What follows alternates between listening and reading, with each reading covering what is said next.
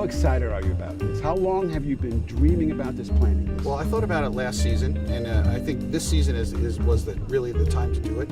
Other people have tried it. Last time it was tried was about 3 seasons ago. It was called the Lark. It's a 45-passenger boat.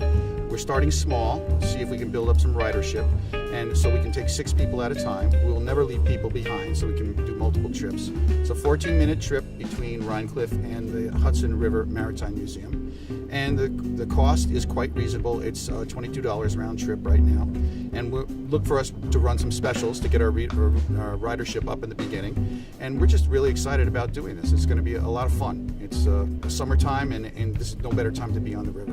So it's seasonal. It's purely seasonal. It's purely seasonal. I mean, if you've been out on the river in mid-October, that's about the end of the time that most people want to be on the river. It gets quite cold, So, but we have a lot of time left between almost 3 months between now and then, and it's just a lot of time for recreation. It's going to be good stuff. Families, kids, everyone can come? Everyone can come. We're going to offer a special this season for sure.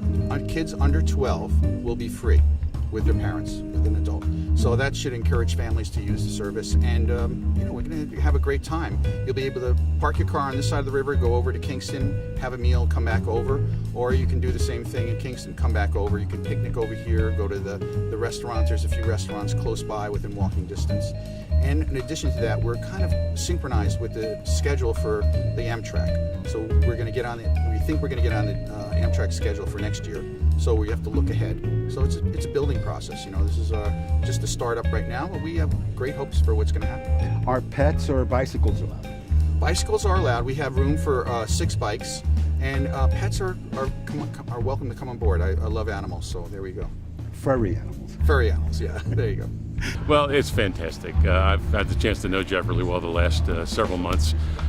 He is a wonderful entrepreneur in the whole newest sense of what Ulster County and our region has to offer to folks who are visiting here for the first time, or those who enjoy the great quality of life amenities we have here that they've decided to move here and become part of the fabric of our community. So it's great to see him doing this. It's wonderful for people who want to experience Rhinecliff from the Ulster County side and vice versa. We love promoting trade across this great Hudson River.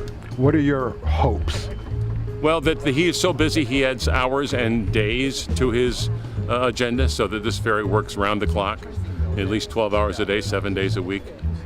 You wouldn't mind seeing a ferry the size of the Staten Island ferry here? Well, that would be even better, right? That would be the best. That would be the best. And what brings you here? Well, this beautiful, important day carrying on a tradition of over 3 centuries of having a ferry that crosses the Hudson River between Rhinecliff and Kingston. This was something that started in the 1600s, and it continued right on through the mid-1950s on a regular basis until that beautiful bridge behind us was built, and that's when ferry service stopped. Why now? Well, first of all, the waterfronts of both sides of the river are really just catching on with everybody.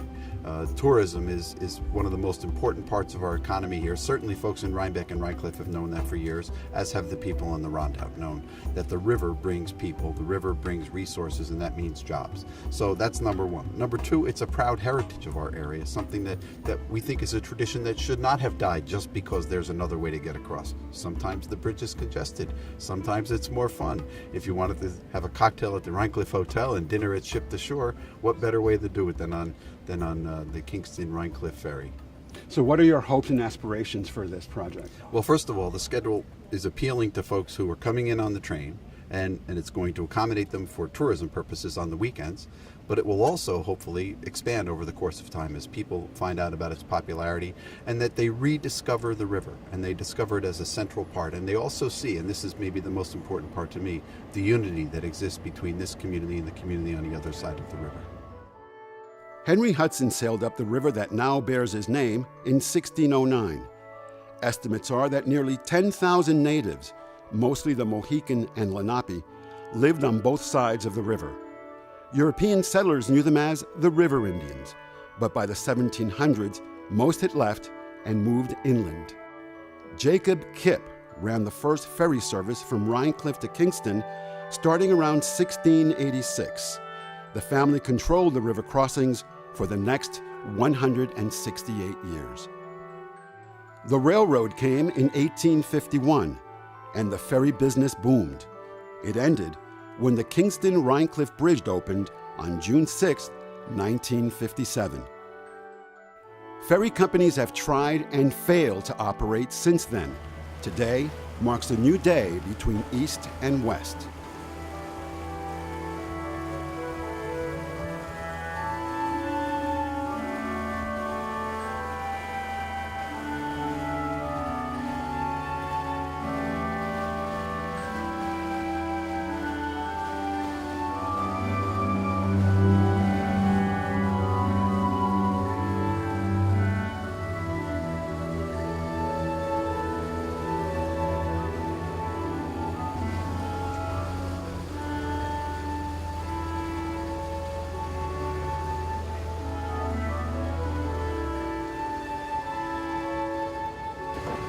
So Jeff, what's the earliest time in the morning you go out, and what's the latest time the boat comes back?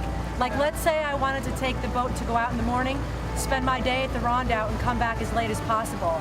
Currently it's 9:40 in the morning, and we would be over here about 10 o'clock, Okay. something like that. Let me just get this.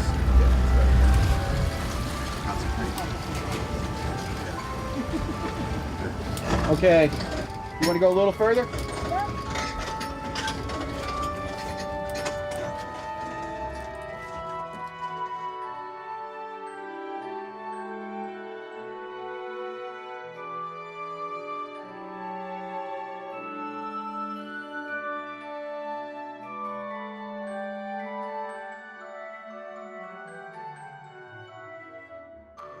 I think it's wonderful. We're doing this again. We did it a few years ago with Kingston, the city of Kingston, and I think it's great. It's a great use of the facility. Why now? Why now? Because it's here, and people want it more than ever before, I think. Well, I am here to support the water taxi in Rhinecliff. I am the town board liaison to the waterfront committee, which has merged with the rec committee recently. When Jeff Farber told us about this plan, I was very excited about it as a resident of Rhinecliff. Also a board member, I think it brings a lot of possible opportunities for businesses here in Rhinecliff and also over on the Rondout. I think it's a wonderful idea just to even go across the river on a boat, not having to worry about driving. Shopping, there's lots of great shopping over in the Rondout. That's certainly true here too in Rhinebeck.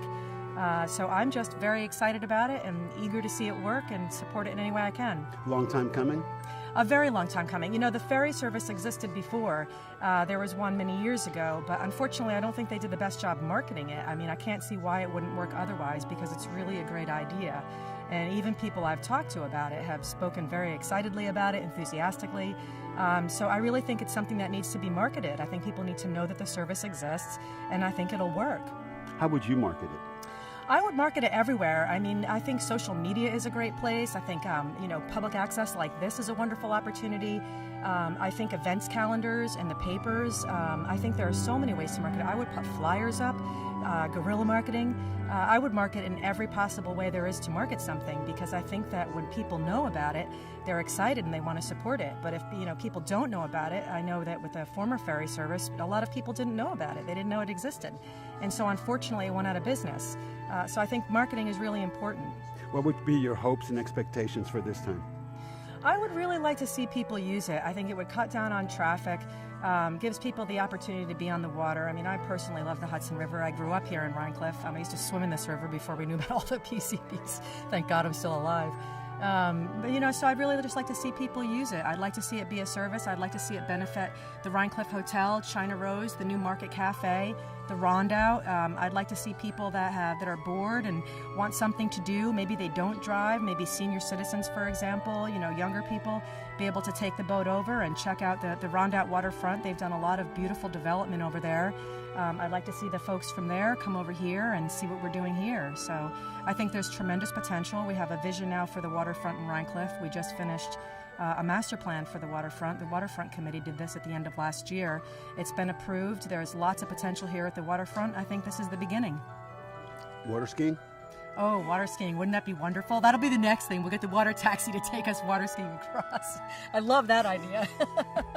Linnea Welker is visiting from Kuala Lumpur, Malaysia, more than 9,000 miles from Rhinecliff. I have a house here in Rhinecliff, and I had lived here for about 6 years, and I've spent a lot of time down here at the waterfront, and always hoped that there would be some kind of a taxi service over to Kingston to kind of connect the two areas. Why would you want something like this? Because it's so great to be able to access the Strand without having to drive over. Because even though it's just, I guess it's a mile away, a mile across, to drive it would probably take about 25-30 minutes. And also, to be completely honest, it would be nice to be able to go over on a boat and have a cocktail and have the boat home and walk back to my house. I wouldn't drink if I was driving. And there's so many lovely restaurants over there to sit outside, walk around, lots of stuff to do. What do you do in Kuala Lumpur? I'm an educational psychologist and I work in an international school. When are we going to have you back home? Next summer. I'm leaving tomorrow. Thank you. Surprise. That's a surprise ending.